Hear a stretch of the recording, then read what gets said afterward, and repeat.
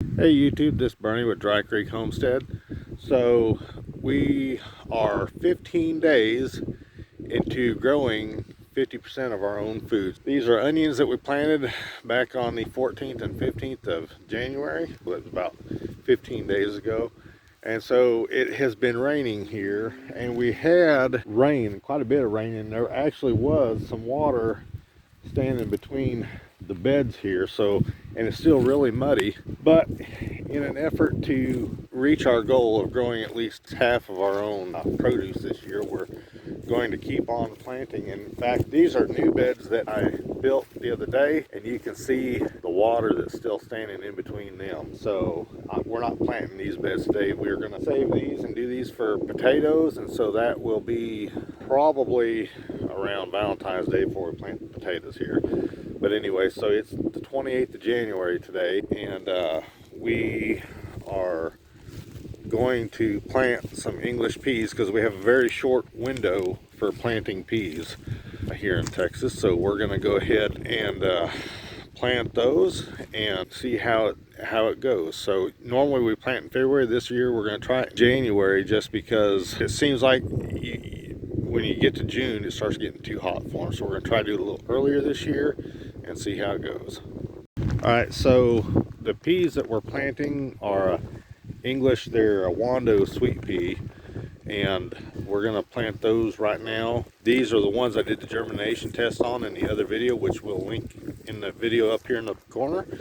And so the germination, I can't remember what it was, but it's a little low, so we're going to plant them a little bit thicker and see how they do, and we'll see how they come up. Thank you. All right, so we finished planting the English peas and got them in the ground. Well, the seed that we had anyway. So we had that old seed that I did a germination test on, and we had that video, and so that is planted. There's probably enough in that little container maybe to do another row of a bed. I don't think it'll do a full bed, so because they're 50-foot rows. Now we planted that heavier because when we did the seed germination test on it, and the seed germination wasn't great, and so it did germinate, but it was kind of lower percentage. I think it was around 70% or something. I can't remember, honestly remember. I had to go back and actually look at the video to see. But anyway, so we planted it heavy, and so hopefully it comes up and comes up good. So we'll see how that goes. But like I said, it was raining on us, so glad we didn't have the other seed. Otherwise, we'd still have to be out there planting it, you know. And anyway, so on the peas, so we got 2 beds planted. That's what we had seed for,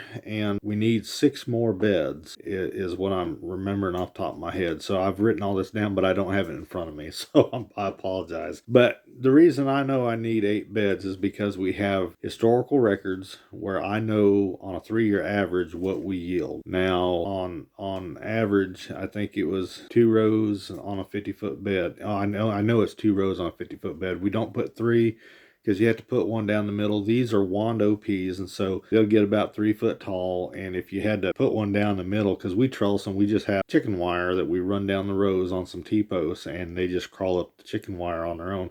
But if you had a row down the center, it'd be awfully hard to pick them, so we don't do that. So we just have 2 rows per bed. And I know on one 50-foot bed with 2 rows on it, we'll pick somewhere around 4 pounds of shelled peas. So that's the shelled peas, though. That's not with the shell still on it. That's after we shell them, there's about 4 pounds. So what we will do is we put all those last year, because we didn't have a great year last year. So all those last year went into 7-ounce packages that we put in the freezer. So you blanch them and put them in the freezer. The reason we did 7-ounce packages is because we were using those to do our own mixed vegetables, basically. So you add them with carrots or, noodles and everything else like that. Now, if you're just doing it as a side dish, just the peas as a side dish, you're going to want somewhere in the neighborhood of 12 ounces. Now, there are 6 of us in our family, so that'll kind of give you some idea, a rough guesstimate of where to start. Because some of the kids don't like peas. They'll eat them because we make them eat them, but they don't necessarily enjoy them, and so they don't eat very much. They'll get like a spoonful out of the pan or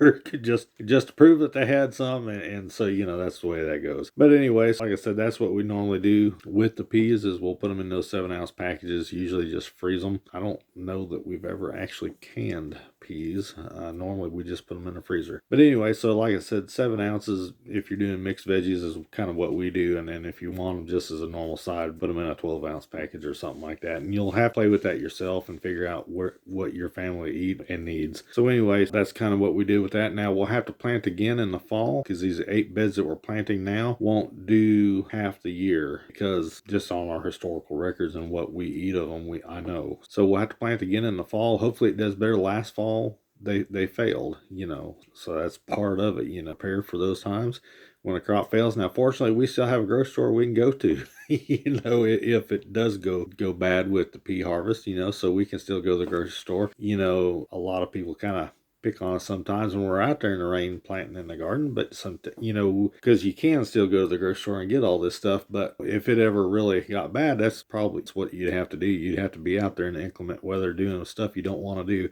And we have a goal. We want to raise at least 50% of our own produce this year. And so that's going to require work, and it's going to require being out there in conditions that we may not really want to be in, whether it be the cold rain that we were having today, or in the summertime, it's heat, where you don't want to be out there in July for sure, but it's all part of it. And we, that's our goal, and you have to work for your goals. It just depends on how bad you want to do something, just kind of keep that in mind when you're doing it. And that's why I said in a different video, the homesteading life, it is not for everybody, because, it is Saturday. Other things you could do on a Saturday than be outside in the rain. But I don't know, being outside planting peas with family and still having a little bit of fun in the rain, even though it's cold rain, if you had to do that versus just sitting in the house vegging out in front of a television, so I kind of prefer going out there. But that everybody's different, and so some people wouldn't enjoy that, but that's what we do.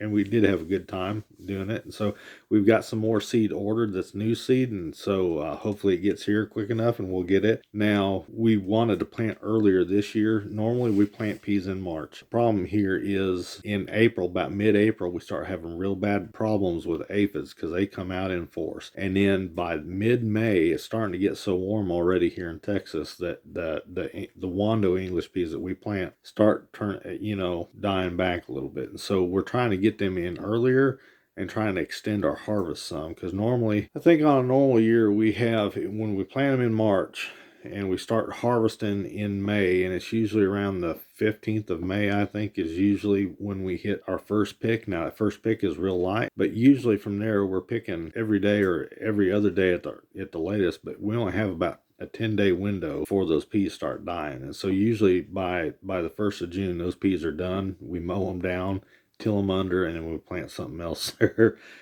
So we want to try to get them in a little earlier this year, see if we can extend our window a little bit and maybe beat the aphids and maybe have a little bit better yields that way. So, because the aphids, they hurt you. And you could 7 dust them to take care of them. We don't do that. We spray them with soapy water. We put the diatomaceous earth all over them. Of course, as soon as it rains, you got to reapply the diatomaceous earth. Or if you get a heavy dew, you got to reapply it. So you can't hardly pick them off. You can spray them off with a water hose. So there's a number of ways you can do it, but it is a headache, and they are a headache to deal with. So this year we're going to see if we can just beat them all together, and we'll let you know how that goes, because we're going to film everything, and if they fail, you'll see it. But yeah, so hope you enjoyed the video. If you got something out of it, please like and subscribe, and we'll catch you in the next one. Bye.